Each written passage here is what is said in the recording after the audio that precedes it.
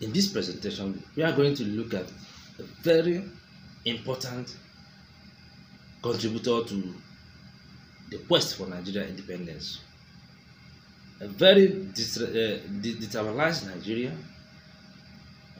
a very influential one that was able to found a very important movement that played a very serious role in Nigeria's quest for independence from the British colonial masters.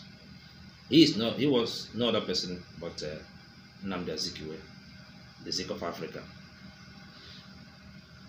He was born in Zugeru, in present-day Niger State, to Igbo parents. After his primary and secondary education, Nnamdi Azikiwe went to the United States of America to further his studies. In 1934, when he returned to Nigeria, he had acquired 2 master's degrees. Although he was highly qualified, even better than the colonial administrators, he was unable to get employment, not even as a teacher in his own country. Therefore, between 1934 and 1937, he worked in Ghana as the editor of a newspaper called the African Morning Post. He ended up, when he later returned to Nigeria, he ended up founding a very influential and effective movement made up of Nigerians, which later became the Zikist movement. And this movement, or this group of persons, or this group of Nigerians, worked tirelessly towards securing the independence of Nigeria. Let us look at some of the achievements and activities of Nnamdi Azikiwe. The very first one there was that when he returned from Ghana, when he came to Nigeria from Ghana, he founded two different newspapers. One was the West African Pilot, and later also the Daily Comet. With these newspapers, he attacked colonial rule and preached the gospel of self-government for Nigerians. The next activity was that he saw himself not only as a Nigerian but also as an African.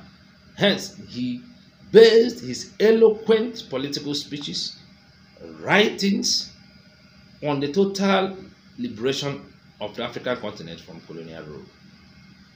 Among his famous books are Nigerian World Politics. Next one was Liberia in World Politics, and also Renaissance Africa. This image of Zik as an African patriot made him to be known by his admirers as the Zik of Africa. He was the first Secretary General of the NCNC, which he helped to found. Upon the death of Herbert Macaulay, Nnamdi Azikiwe became the leader of the party. And the NCNC was one of the only parties that had Nigerians as members as at the time of the colonial rule. He thus continued the NCNC nationwide tour to explain to the masses the weaknesses of Richard's constitution, which was one of the constitutions created and imposed by the British colonial masters. He encouraged the people to reject Richard's constitution.